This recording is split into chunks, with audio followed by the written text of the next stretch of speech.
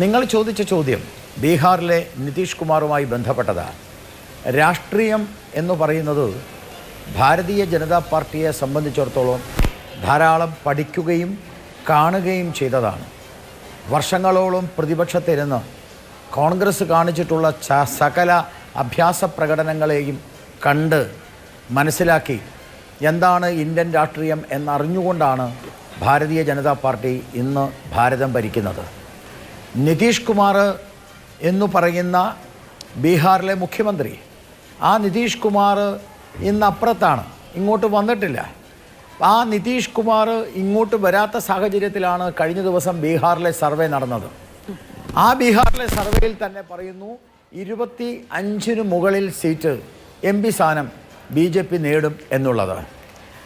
സ്വാഭാവികമായും ചരിത്രപരമായ ഒരു പതനമാണ് ഇന്ത്യ മുന്നണിക്ക് ഇന്ത്യയിൽ ഉണ്ടായിക്കൊണ്ടിരിക്കുന്നത്.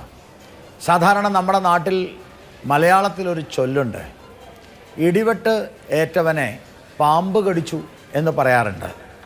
ഇടിവെട്ട് ഏറ്റവന് പാമ്പ് കടിച്ച ആ രീതി പോലെയാണ് വാസ്തവത്തിൽ ഇന്ത്യ സഖ്യത്തിൻ്റെ ഇന്നത്തെ അവസ്ഥ. മമതാ ബാനർജി പറഞ്ഞു ഞങ്ങളില്ല. മമതാ ബാനർജിയോടൊപ്പം AAP പറഞ്ഞു, ആപ്പ് പറഞ്ഞു ഞങ്ങളില്ല. അപ്പോഴാണ് ബീഹാറിലെ ഈ പതനവും ഉണ്ടായിരിക്കുന്നത്. ഇത് അനിവാര്യമായ പതനമാണ്.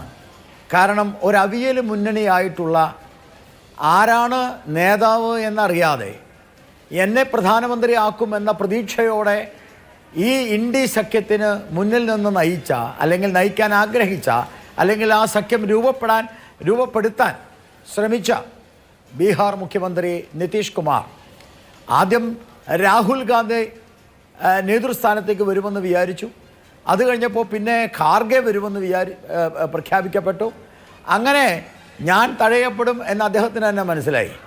ഇത് തന്നെയാണ് ഞങ്ങൾ നേരത്തെ പറഞ്ഞുകൊണ്ടിരുന്നത്.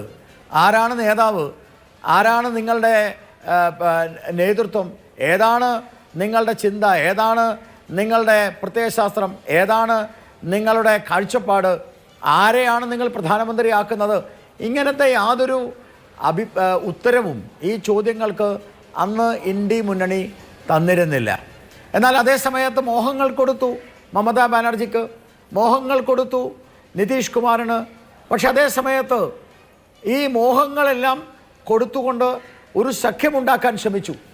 ആ സഖ്യം തെരഞ്ഞെടുപ്പിൽ മത്സരിച്ച് 5 നിയമസഭകൾ കീഴടക്കുമെന്നും പ്രഖ്യാപിച്ചു.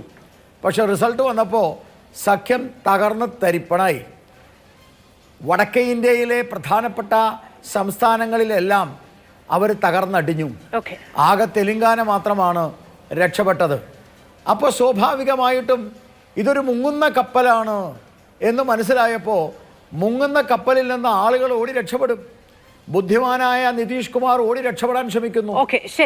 ബുദ്ധിമതിയായ ബംഗാളിലെ മുഖ്യമന്ത്രി അവരും ഓടി രക്ഷപ്പെടുന്നു. ഇതാണ് സംഭവം.